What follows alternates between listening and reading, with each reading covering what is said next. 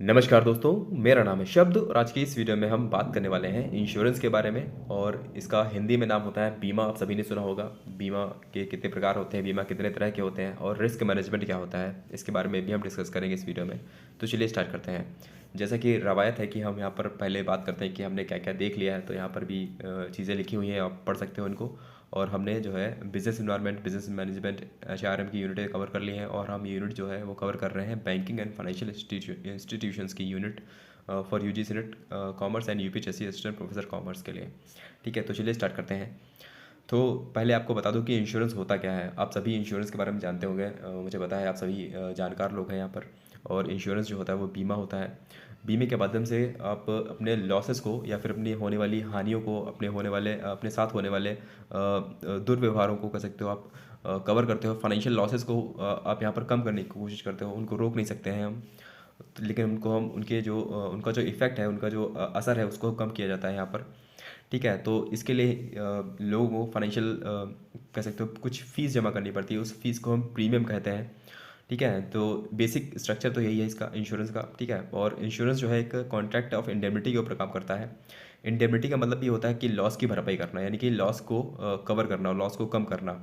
Indemnify, यहाँ पर दो पार्टीज होती हैं, एक होती है इंडेमनिटी होल्डर और एक होता है इंडेमनीफायर। यानी कि जिस कंपनी से आपने इंश्योरेंस ले रखा है, बीमा ले रखा है, वो होगा इंडेमनीफायर आपके लिए। ठीक है, और जिन्होंने पॉलिसी ले रखी है, जो इंश्योरेंस को खरीदते हैं, उनको एक पॉलिसी मिलती है, उसको पॉलिसी बोलते हैं। कह सकते हो इंश्योरेंस को पॉलिसी बोलते हैं। ठीक, तो वो जो पॉलिसी होल्डर होता है वो होता है इंडेमनिटी होल्डर। ठीक है, तो ये चीज़ है यहाँ पर।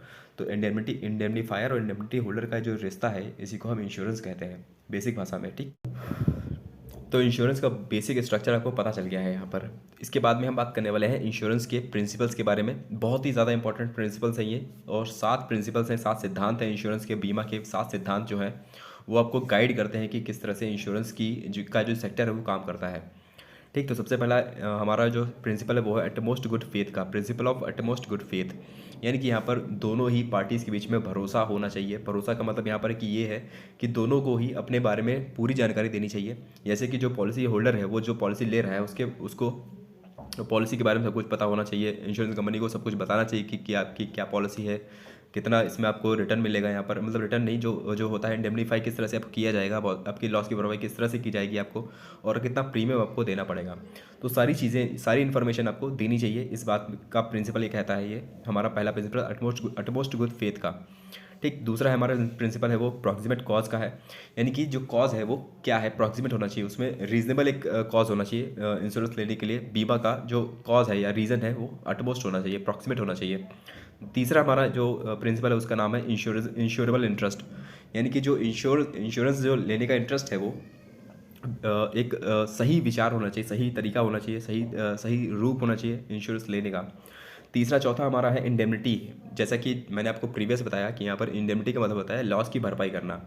तो अगर कोई लॉस होगा फ्यूचर में, तो उसकी भरपाई जो है ज़्यादा से ज़्यादा मैक्सिमम जितना हो सकता है, मैक्सिमम एक्सटेंट तक की जाएगी बीमा कंपनी के द्वारा।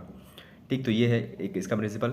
तीसरा चौथा उसके बाद भी हमारा था सब्रोगेशन का। सब्रोगेशन का मतलब आपको सिंपल लैंग्वेज में बताऊँ तो ये होता है कि जैसे मान लीजिए आपकी बाइक का इंश्योरेंस आपने कराया है, तो बाइक का नुकसान हो जाता है पूरा। ठीक है, वो उसका पूरा नष्ट हो जाती है वो बाइक आपकी। तो उसका जो इंश्योरेंस है वो कंपनी उसका पैसा देगी आपको, लेकिन इंश्योरेंस कंपनी उस बाइक का जो बचा हुआ रिमेन्स है, कह सकते हो जो जो भी आपकी स्क्रैप वैल्यू बची है लास्ट में, उसको इंश्योरेंस कंपनी अपने पास रखेगी। तो ये सब्रोगेशन का मतलब होता है। ठीक, इसके बाद में आता है कंट्रीब्यूशन का। कंट्रीब्यूशन का मतलब ये होता है कि अगर बहुत बड़ी इंश्योरेंस पॉलिसी है तो उसको इंश्योरेंस कंपनी री इंश्योर करा सकती है किसी दूसरी कंपनी के साथ में। ठीक, तो उसमें कंट्रीब्यूशन का पार्ट आ जाता है, और कंट्रीब्यूशन का पार्ट में ही आपका प्रीमियम आता है। तो जो आप प्रीमियम भरते हो उसके उसके वो होता है कंट्रीब्यूशन। ठीक, आप इंश्योरेंस कंपनी को कुछ कंट्रीब्यूट करते हो, और उस कंट्रीब्यूशन में अपना कंट्रीब्यूशन मिलाकर जो कंपनी है वो लॉस की भरपाई करती है फाइनली। ठीक, तो ये होता है। और सबसे लास्ट वाला जो है मिटिगेशन का प्रिंसिपल आता है। इसका मतलब ये होता है कि अगर कोई लॉस होने वाला है, मान लीजिए हो रहा है, जैसे कि आपकी कंपनी में आग लग गई है, आपकी कंपनी इंश्योरेंस कवर में आती है। ठीक, तो आपकी कंपनी को आपके जो लॉस होने वाला है, आग लगने के लिए, आग लग चुकी है जो मान लीजिए, तो उस आग को बुझाने के लिए भरसक प्रयास आप करेंगे। ठीक, तो ये होता है कि आप अपनी लॉस की जो लॉस हो रहा है उसको मिनिमाइज़ करने की कोशिश करोगे। ठीक, तो ये होता है मिटिगेशन का प्रिंसिपल। ठीक, ऐसा नहीं कि आपको पता है कि आपकी इंश्योरेंस आपने करा रखा है तो आप अपने जो लॉस को बचाने की कोशिश नहीं करते हैं। आपको पूरी कोशिश करनी चाहिए कि जितना लॉस हो सके वो कम हो। ठीक है, तो ये बात कहा जाता है यहाँ पर। तो ये सारे प्रिंसिपल्स हैं जो एक गाइडिंग लाइट की तरह काम करते हैं इंश्योरेंस सेक्टर में। उम्मीद करता हूँ ये चीज़ आपको क्लियर हो गई होगी। 7 प्रिंसिपल्स बहुत इंपॉर्टेंट है आपके एग्जाम के पॉइंट ऑफ व्यू से भी। इसके बाद में हम देखने वाले हैं कि टाइप्स इंश्योरेंस के कौन कौन से होते हैं। तो बीमा बेसिकली 2 टाइप का होता है। एक होता है लाइफ इंश्योरेंस का, एक होता है नॉन लाइफ इंश्योरेंस यानी कि जनरल इंश्योरेंस का। ठीक, और लाइफ इंश्योरेंस के लिए आपकी LIC है, 1956 का एक्ट है। और GIC जो होता है जनरल इंश्योरेंस के लिए वो आपका 72 का एक्ट है। और इससे पहले सबसे पहले एक एक्ट आया था जिसका नाम था द इंश्योरेंस एक्ट 1938 का।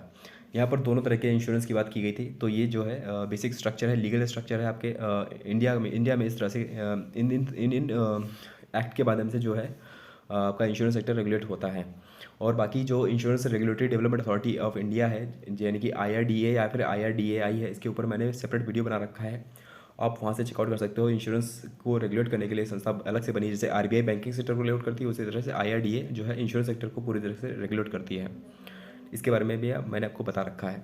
और एक बहुत इंपॉर्टेंट चीज़ जो मैंने यहाँ पर लिख रखी है कि इंडिया में पहले जो है FDI अलाउ नहीं थी इंश्योरेंस सेक्टर में, बहुत कम अलाउ थी, यानी कि 26% थी अलाउ FDI 2000 से पहले। ठीक है, इसको 2014 में बढ़ाकर 49% किया गया था। इसके बाद में अभी 2021 में जो बहुत रिसेंट हुआ है, लास्ट ईयर था, वहाँ पर 74% जो है FDI अलाउ कर दी गई है इंश्योरेंस सेक्टर में। FDI का मतलब यहाँ पर ये होता है कि अगर कोई बाहर की कंपनी चाहे तो किसी इंडियन कंपनी में, इंश्योरेंस कंपनी में अपना पैसा इन्वेस्ट कर सकती है, 74% तक इन्वेस्ट कर सकती है। आपकी उसकी जो होल्डिंग है 74% तक हो सकती है इंडिया में। तो अब बहुत ज़्यादा फ्री कर दिया गया है इसको और ओपन कर दिया गया है, अब कई मामलों में कह सकते हो। तो हमने जो इंश्योरेंस सेक्टर को फुल रेगुलेशन में भी देखा है और अब हम देख रहे हैं कि बिल्कुल भी रेगुलेशन नहीं रह गया, बहुत ही कम रेगुलेशन रह गया है इंश्योरेंस सेक्टर के ऊपर। तो इस तरह से हम कह सकते हैं कि इसका जो फुल सर्कल वो कंप्लीट हो चुका है फेजेस में। ठीक है, अनरेगुलेटेड टू फुल रेगुलेटेड। ठीक, ये ऐसा हो चुका है। तो उम्मीद करता हूँ ये चीज़ आपको क्लियर होगी। इंश्योरेंस के टाइप्स जो हैं बहुत ही इंपॉर्टेंट है। ठीक, इसके बाद में हम अगला टॉपिक देखने वाले हैं, इसका नाम है रिस्क एलिमेंट का। ठीक, रिस्क मैनेजमेंट के बारे में आपने सुना होगा, रिस्क क्या होता है। देखिए, रिस्क का मतलब यही होता है कि आने वाला जो लॉस है या फिर आने वाली जो हानियाँ हैं वो किस तरह से हो सकती हैं। जैसे कि रिस्क तो बहुत तरीक़ा का होता है। जैसे मान लीजिए कि इंडिविजुअल है, वो कहीं रास्ते पे जा रहा है, ठीक, तो उसके लिए रिस्क है कि उसका एक्सीडेंट हो सकता है, रास्ते में भी हो सकता है। आप बाइक से जा रहे हो तो आपका एक्सीडेंट हो सकता है, ये रिस्क है आपके लिए। ठीक, अगर आप बिज़नेस कर रहे हो तो बिजनेसमैन के लिए हर तरह के रिस्क होते हैं। बिज़नेस तो चलता ही रिस्क के ऊपर है, जितना ज़्यादा रिस्क लेते हो आप उतना ज़्यादा आपको प्रॉफिट होने के चांसेस होते हैं। जैसे कि हमको बचपन पढ़ाया जाता था कॉमर्स में कि रिस्क से ही प्रॉफिट जनरेट होता है। ठीक, तो ये भी रिस्क है। तो दोनों तरह के रिस्क होते हैं और इंश्योरेंस में हम बेसिकली उन रिस्क को ही कवर करते हैं या फिर इंश्योर करते हैं जिनको हम ऐसे मान सकते हैं कि वो देखिए 2 तरह के रिस्क होते हैं यहाँ पर। स्पेकुलेटिव होता है, एक होता है प्योर रिस्क। स्पेकुलेटिव रिस्क वो होते हैं जिनमें आप कुछ काम करते हो प्रॉफिट कमाने के लिए, तो वहाँ पर चांसेस होते हैं, पोटेंशियल होता है कि आपको रिस्क लॉस भी हो सकता है और प्रॉफिट भी हो सकता है। दोनों तरह के पॉसिबिलिटीज़ होती हैं यहाँ पर।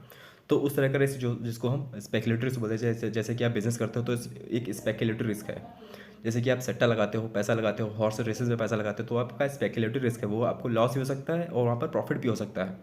और प्योर रिस्क जो होते हैं वहाँ पर प्रॉफिट होने के चांसेस नहीं होते हैं, सिर्फ लॉस हो सकता है आपको। ठीक है, तो जैसे कि आपने घर बनवाया तो वो रिस्क है, आपको प्रॉफिट तो होगा नहीं, वहाँ पर आपको लॉस ही होने वाला है अगर आग लगी तो।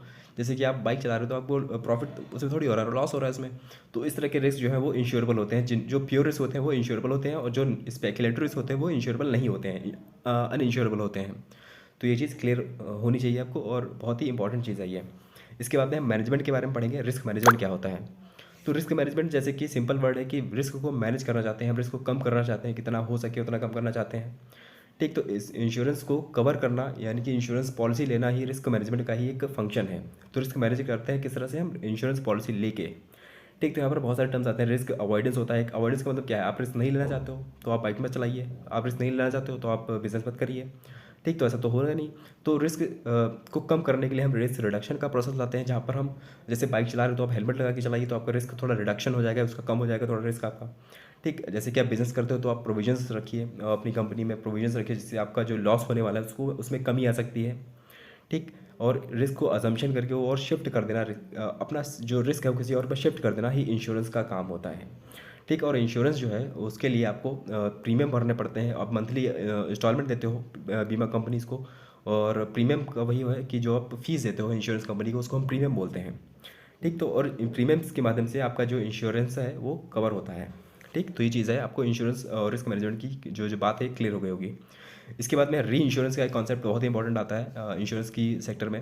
री इंश्योरेंस का मतलब ये होता है कि जैसे मान लीजिए कि आपने रिस्क इंश्योरेंस लिया, ठीक, और आपका जो इंश्योरेंस है बहुत बड़ा है, आपका जो कवर है बहुत बड़ा है, आपको लॉस अगर हुआ तो बहुत बड़ा लॉस होने वाला है। और आपकी जो इंश्योरेंस कंपनी है वो थोड़ी सी कह सकते हो डर रही है इस चीज़ को लेके कि अगर कभी किसी कंपनी का लॉस हो गया और उस लॉस को कवर करने के लिए एक इंश्योरेंस कंपनी को अपना पूरा जो बिज़नेस है वो ठप करना पड़ सकता है इस चक्कर में। तो वो इंश्योरेंस कंपनी जो है अपने इंश्योरेंस जो उसने दिया है आपको इंश्योरेंस, उस इंश्योरेंस पॉलिसी को किसी और के ऊपर पास कर देती है या फिर उसको डिवाइड करवा लेती है कि आपस में बांट लेती हैं वो लोग। तो एक इंश्योरेंस कंपनी जब दूसरी इंश्योरेंस कंपनी के पास जाती है कि इंश्योरेंस आप भी ये इंश्योरेंस कवर ले लीजिए, तो वहाँ पर दो इंश्योरेंस कंपनी मिलकर आपके इंश्योरेंस पॉलिसी को कवर करती हैं।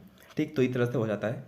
तो जो कंपनी जो इंश्योरेंस पहली कंपनी जो इंश्योरेंस बेच रही है अपना, उसको हम सीडिंग कंपनी बोलते हैं, और जो इंश्योरेंस ले रही है तो वो इंश्योरेंस कहलाती है, इंश्योरर कहलाती है, री इंश्योरर कहलाती है। तो ये चीज़ हो जाता है।